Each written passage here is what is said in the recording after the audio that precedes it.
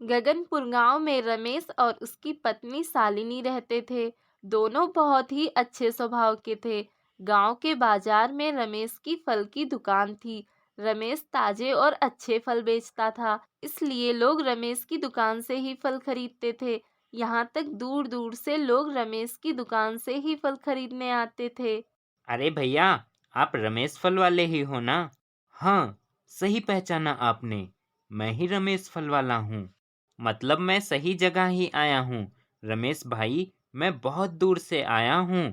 बहुत नाम सुना है आपके फलों का कि आप फल बहुत ही स्वादिष्ट, ताजे और अच्छे दामों में देते हो। जरा मुझे भी 2 किलो फल दे दो। लोग रमेश के अच्छे स्वभाव से खुश रहते। वहीं पड़ोस में गांव का ही बिरजू भी फल बेचता था, परंतु उसकी दुकान पे कोई भी फल नहीं खरीदने जाता। पता नहीं क्यों कोई मेरी दुकान पर नहीं आता। अरे भैया, हमारी दुकान के भी फल ले लो, बहुत अच्छे हैं। नहीं नहीं, मैं तो रमेश की दुकान से ही फल खरीदूंगा। रमेश की दुकान के फल ताजे और अच्छे दाम में मिलते हैं। पिछली बार तुम्हारी दुकान से फल खरीदा था, सारे फल खराब निकले थे।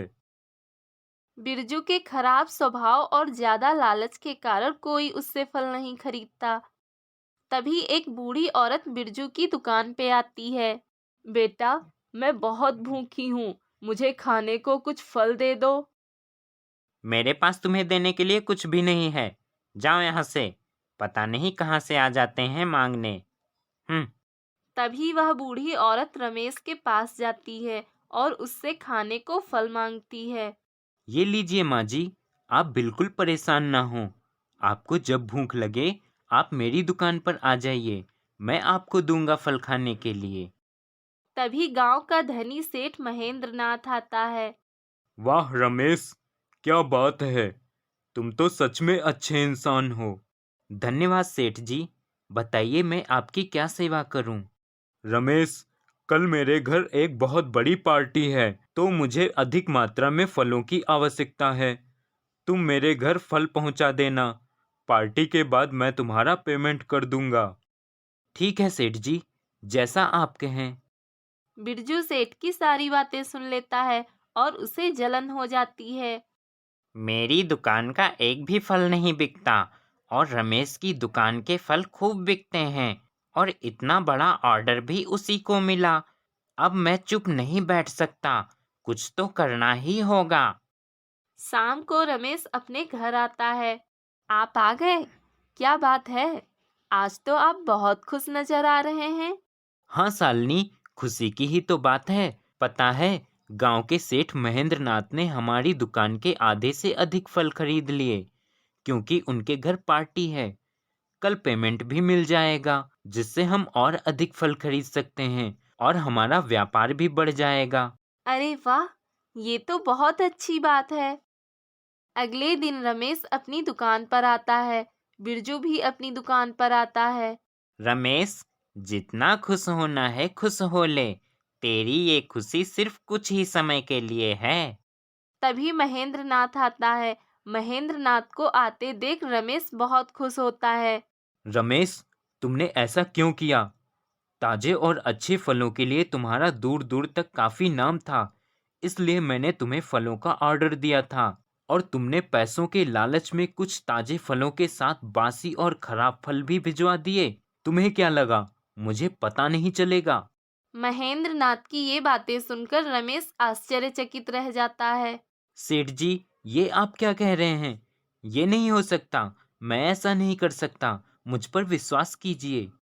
अच्छा, तो तुम्हारा कहने का मतलब ये है कि मैं झूठ बोल रहा हूँ? रुको, अभी बताता हूँ तुम्हें।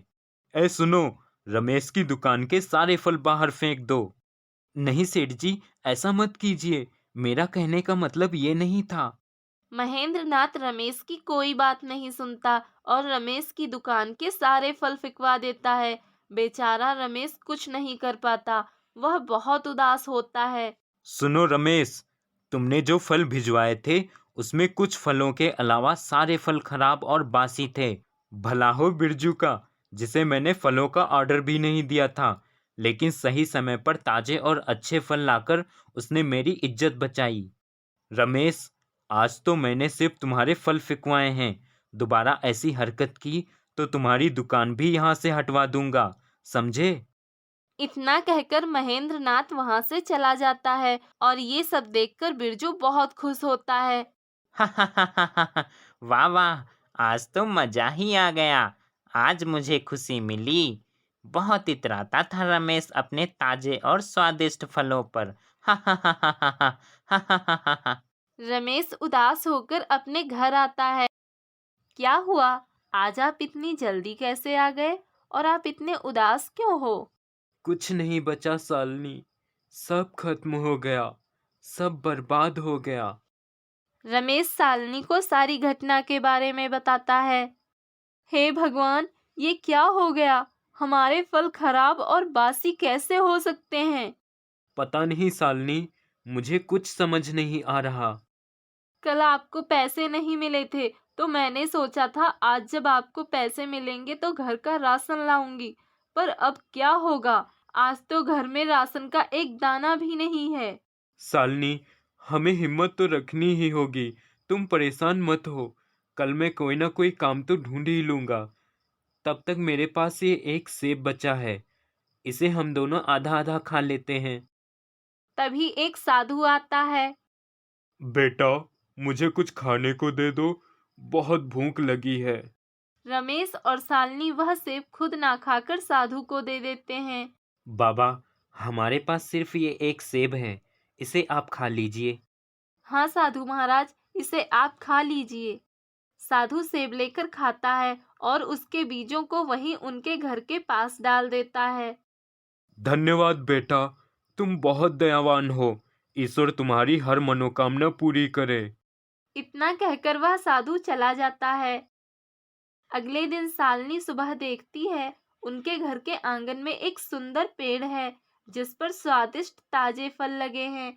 उस पेड़ को देखकर शालिनी आश्चर्यचकित रह जाती है और रमेश को आवाज लगाती है, सुनिए, यहाँ आइए, जल्दी आइए।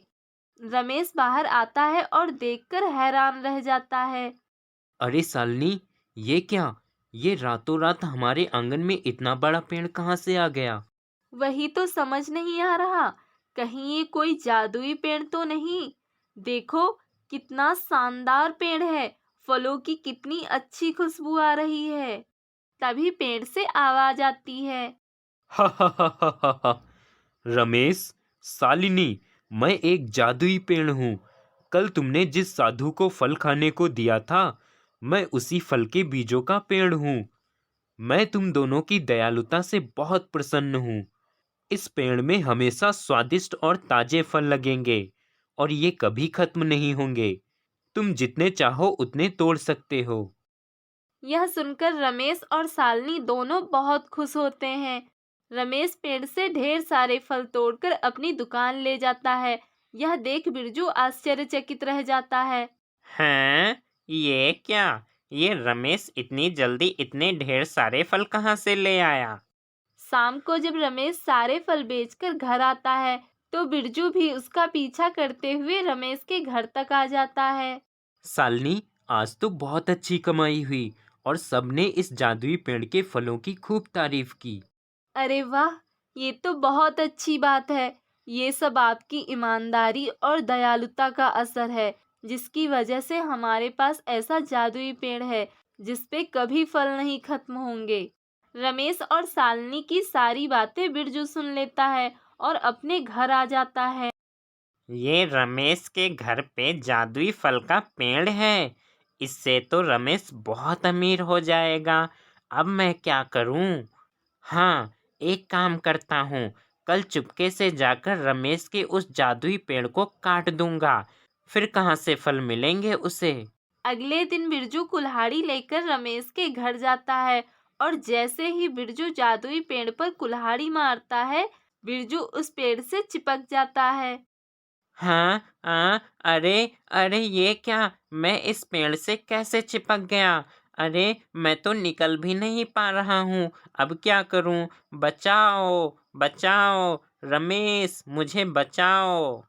बिरजू की आवाज सुनकर रमेश और शालिनी वहां आते हैं। अरे, तुम कौन हो? और क्या हुआ तुम्हें? शालिनी, ये बिरजू है। बिरजू, क्या हुआ? तुम इस पेड़ से कैसे चिपक गए? तभी सेठ महेंद्र नाथ भी वहां आ जाता है। रमेश, मेरे भाई, मुझे माफ कर दो। सेठ जी, मुझे माफ कर दो। उस दिन रमेश ने आपको खराब फल नहीं दिए थे। मैंने रमेश के फल रास्ते में बदल दिए थे और आज मैं रमेश का जादुई पेड़ भी काटने आया था। मैंने लालच और स्वार्थ के कारण रमेश का हमेशा बुरा चाहा। मुझे माफ कर दो। बिरजू, तुम्हारी ये हिम्मत! तुमने मेरे और रमेश के साथ धोखा किया। अब मैं तुम्हें इसकी कड़ी सजा दूंगा। नहीं सेठ जी, आप बिरजू को माफ कर दीजिए। इसे अपनी गलती का एहसास हो गया है। जादुई पेड़, बिरजू को छोड़ दो। रमेश के इतना कहते ही जादुई पेड़ बिरजू को छोड़ देता है। रमेश, मुझे भी माफ कर दो। मुझे तुम पर भरोसा करना चाहिए था।